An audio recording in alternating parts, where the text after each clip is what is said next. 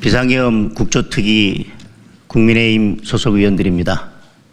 오늘은 탄핵재판에서 핵심 증인인 홍장원 전 차장의 진술이 계속 번복되고 있고, 번복된 진술마저도 사실에 부합하지 않기 때문에 저희들이 자료 요청을 통해서 국정원으로부터 받은 CCTV 영상을 오늘 공개하려고 합니다. 저희들이 받은 영상을 오늘 기자회견을 위해서 편의상 짧게 편집한 편집본이 있고요. 원본이 있습니다. 마치시고 연락 주시면 저희들이 편집본과 원본을 언론인 여러분께 제공해 드리도록 하겠습니다. 편집된 영상의 주요 내용을 간단하게 설명드리겠습니다. 홍장원 전 차장은 그저께 채널A 인터뷰에서 여인영 사령관과 첫 통화는 22시 46분에 집무실에서 했다라고 했습니다. 그런데 잠시 후에 영상을 보시면 홍 전 차장은 이미 22시 43분 본청을 나섰고 22시 45분 국정원장 공관에 진입하는 것이 확인됩니다. 두 번째, 홍 전 차장은 같은 인터뷰에서 여인영 사령관과 22시 58분에도 공관 공터에서 한 48초 정도 대화가 이루어졌다라고 했습니다. 잘 아시는 바와 같이 이 부분은 홍 전 차장이 기존에 11시 6분에 국정원장 공관 앞에서 메모를 작성했다라고 진술한 것에 대해서 조태영 국정원장이 국정원 CCTV 영상 확인 결과 홍 전 차장이 그 시각에 본청 사무실에 있었다라고 확인을 해주자, 이에 대해서 다시 홍 전 차장이 반박을 하면서 22시 58분에도 공관 공터에서 통화를 했다라고 주장한 내용입니다. 그렇지만 영상을 보시면 홍 전 차장은 22시 56분 공관 입구에서 본청 방향으로 이동하는 것이 확인되고 22시 58분 본청 건물 내부로 들어오는 것이 확인이 됩니다. 그리고 여기 보시면 김병기 더불어민주당 의원이 공개한 홍장원 전 차장과 여인영 방첩 사령관 간의 통화 내역 캡처본을 보면 10시 58분, 11시 6분 이렇게 통화한 내역이 나와 있습니다. 지금 설명드린 내용을 토대로 해서 먼저 영상을 두 번 확인하시겠습니다. 여인영 사령관과 22시 46분 집무실에서 통화했다라고 진술했는데, 영상을 보시면 22시 43분 본청을 나서는 것이 보입니다. 10시 43분경이고요. 그리고 10시 45분경에 국정원장 공관에 진입하는 것을 확인할 수 있습니다. 22시 58분에도 공관 공터에서 한 48초 정도 통화를 했다라고 했는데, 이미 10시 56분에 공간을 빠져나가는 것을 볼 수 있습니다. 따라서 58분에 공관 공터에서 통화를 했다는 것은 전혀 사실과 다릅니다. 그리고 10시 58분경에는 본청 내부로 들어오는 것이 확인이 됩니다. 따라서 10시 58분경에 공관 공터에서 통화가 이루어졌고, 어두운 곳이어서 메모를 제대로 작성할 수 없어서 나중에 보좌관을 시켜서 정서를 했다라고 하는 홍 전 차장의 주장은 전혀 사실과 맞지 않다는 것을 확인할 수 있습니다. 윤석열 대통령에 대한 탄핵소추와 내란몰이가 애초부터 한 사람의 거짓말로 시작되었음이 드러나고 있습니다. 홍장원 전 국정원 1차장은 12.3 계엄 선포 이후 대통령이 이번 기회에 싹 다 잡아들여 싹 다 정리해 라고 말했다고 맨 처음 증언한 당사자입니다. 또한 홍 전 차장은 윤석열 대통령 탄핵 심판에서 정치인 체포 지시를 받았다고 주장하는 핵심 증인 중 한 명입니다. 그러나 홍 전 차장의 진술은 핵심적인 부분에서 계속 바뀌고 있고, 바뀐 진술조차 사실과 전혀 다른 부분들이 드러나면서 홍 전 차장에 대한, 그리고 홍 전 차장의 진술에 대한 국민들의 의심은 더 커져가고 있습니다.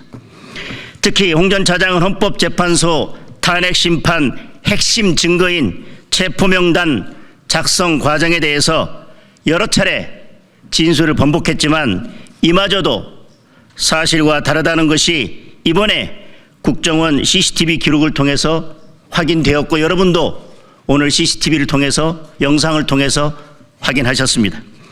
지난 12월 6일 국회 정보위원회에서 홍 전 차장은 여인영으로부터 체포 명단을 듣고 미쳤구나 생각하고 그 다음부터 메모하지 않았다는 취지로 진술한 바 있습니다.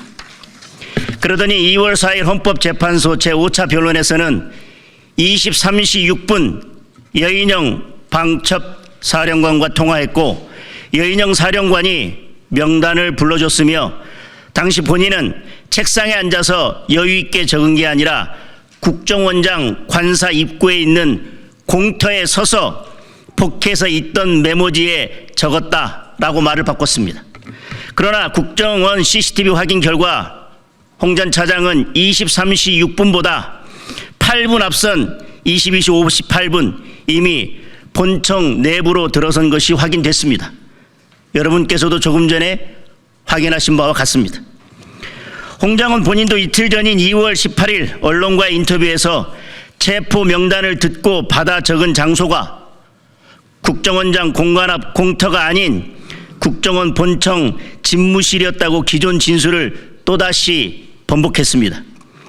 또한 본인이 여러 번 기억을 더듬어 밝힌 여인영 방첩 사령관과의 3번의 통화 장소 중에서 최소 2번의 통화 장소가 실제와 다르다는 사실이 국정원 CCTV를 통해서 드러났습니다.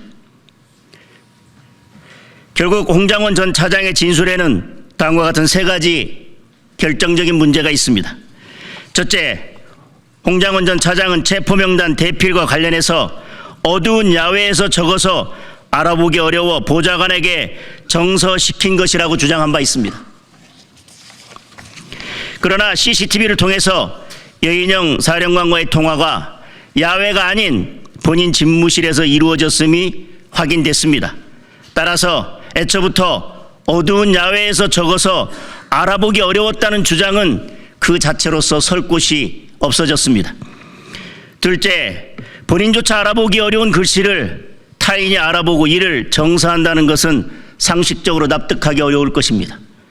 내가 봐도 알아보기 어려운 내 글씨를 타인이 어떻게 알아보고 정사할 수 있겠습니까? 더구나 홍 전 차장은 옮겨 적은 사람이 누구인지조차 공개할 수 없다고 은근슬쩍 도망가고 있습니다.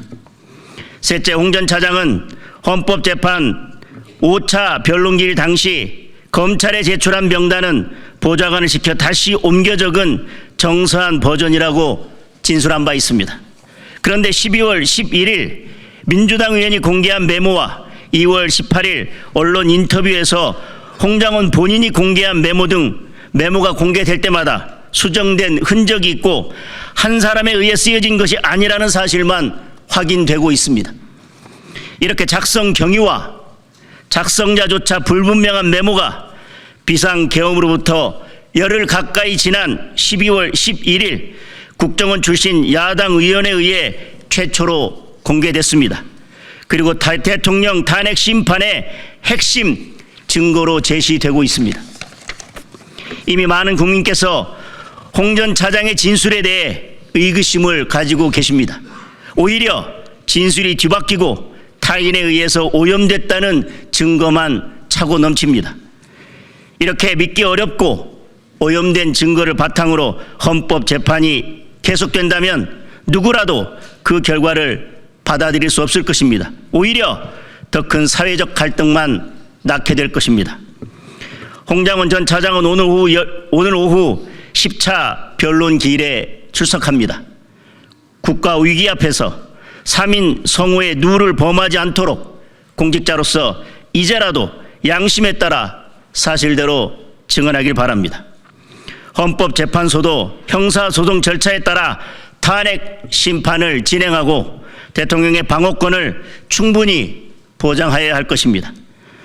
홍 전 차장의 거짓 증언은 대한민국의 사법 질서를 파괴하고 헌법 체계를 붕괴시킨 중차대한 범죄입니다. 국민들의 눈과 귀를 가리는 탄핵 공작과 내란몰이에 대해서는 국민들의 엄혹한 심판이 뒤따를 것입니다.